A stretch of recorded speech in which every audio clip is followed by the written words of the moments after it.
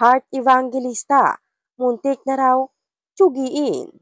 Nakakaloka ang ibinahaging balita ni Showbiz Insider OG Diaz tungkol kay Kapuso star at fashion socialite Heart Evangelista.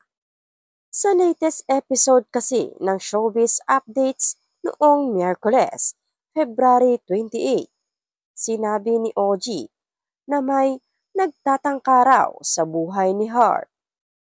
Hindi ko naman alam kung sino yung tinutukoy nung kampo ni Heart Evangelista na dati raw may mga taong kung ano-anong pinaiinom sa kanya na ang term pang ginamit habang kausap ko sa phone.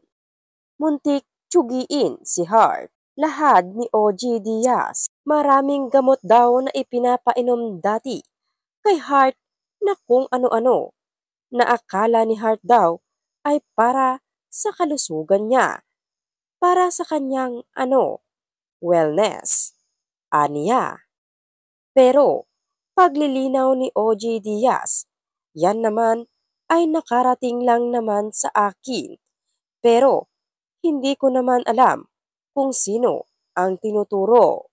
Bagamat hiwalay na kwento, kamakailan lang ay naiulat ang tungkol sa umano'y pananabotahe kay Heart na nagsasabing hindi raw siya makakapunta sa ilang events sa Fashion Week. Nagbabala si Kapuso star Heart Evangelista sa publiko kaugnay sa mga partido o tao raw na nagsasabing hindi siya makakapunta sa ilang events sa Fashion Week at wala namang kaugnayan sa kaniya.